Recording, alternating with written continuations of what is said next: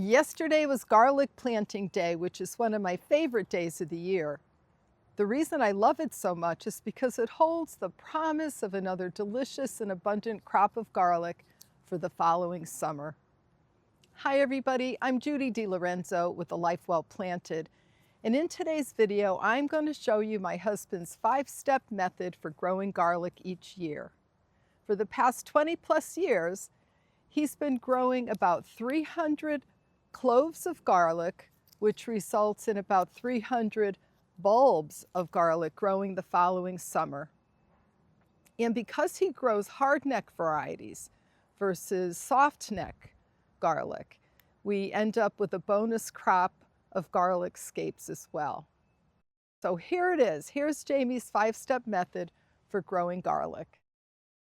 Step 1. Prepare the rows. Before we get into the main video, I just want to show you this Troy-built rototiller that we bought back in '87.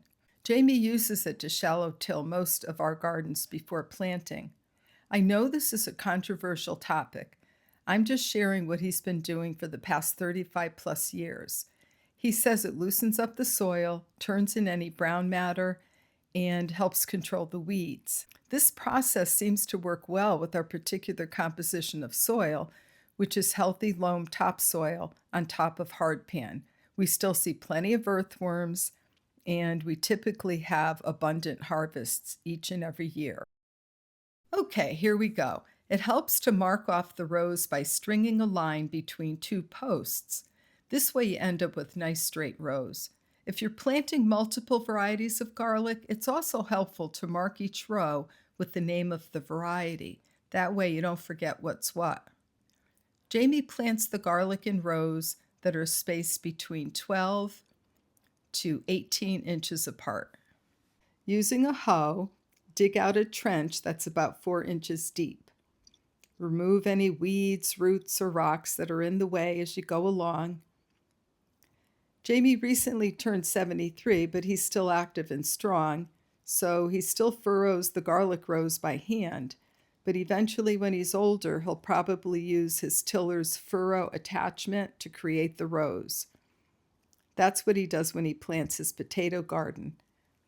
That garden is much larger and would be a beast to spade by hand, even for a young person. I didn't catch a video of this part, but just so you know, after Jamie makes each row, he sprinkles bone meal into the trench. This is what he uses. We're not affiliated with this company, he just likes this brand. The back of the bag says it's an all-natural, organic source of phosphorus and nitrogen.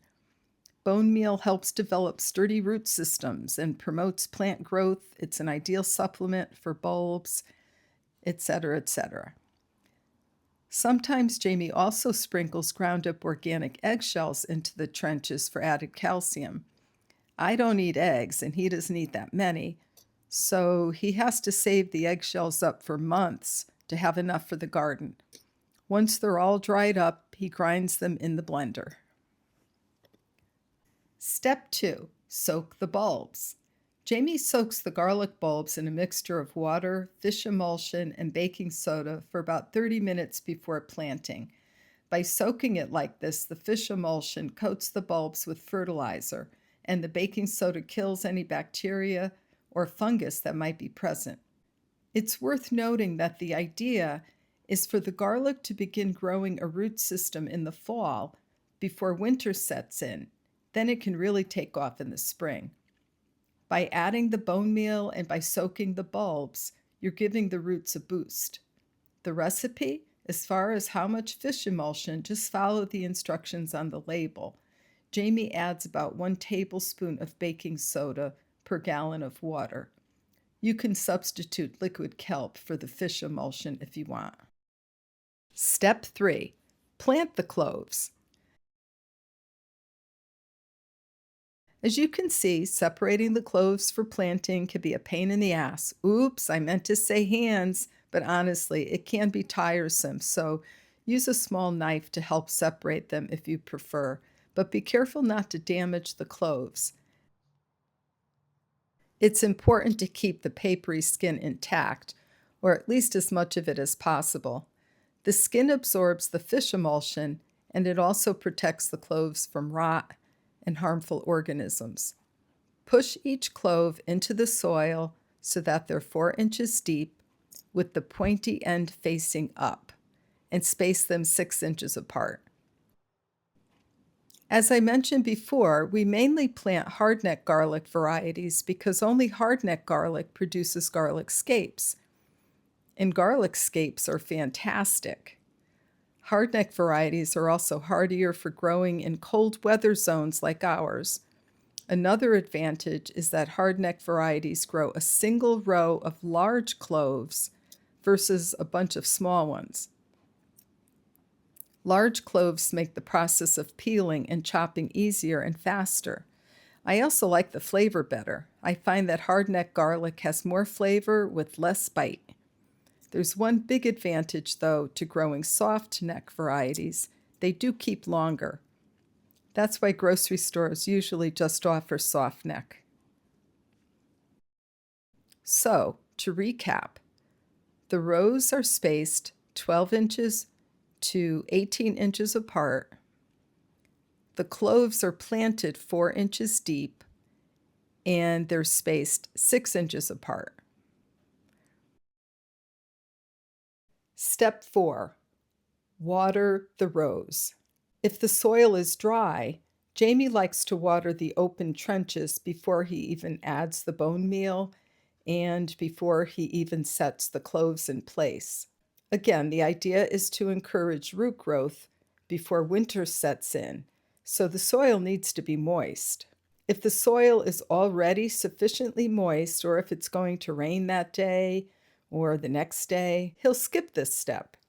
Either way, after the rows have been covered up with soil, water with the fish emulsion mixture you used to soak the bulbs.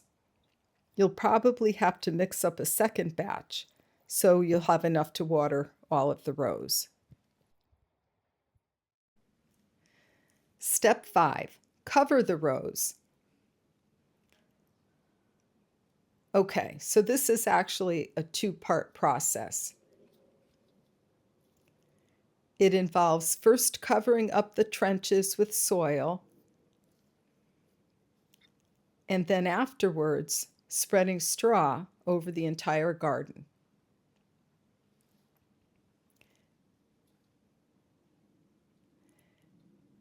Jamie uses a rake to fill in the rows with the soil he originally pulled out to make the trenches.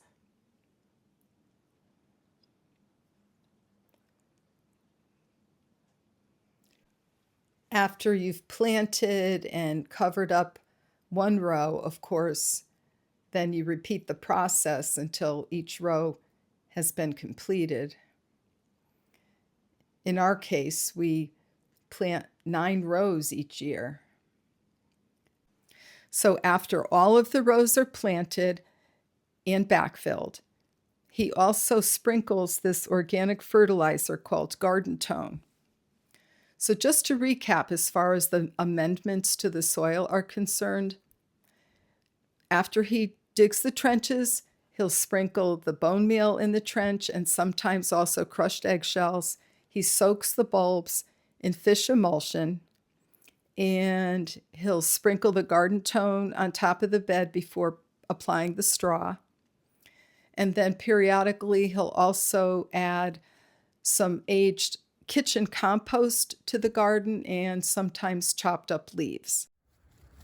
So here's what it looks like to cover it all up with straw. We buy a bale of straw from our local Blue Seal for this purpose. It helps to insulate the crop from our New England winter weather, retains moisture, prevents weeds from popping up in the spring, and eventually it adds brown matter to the soil.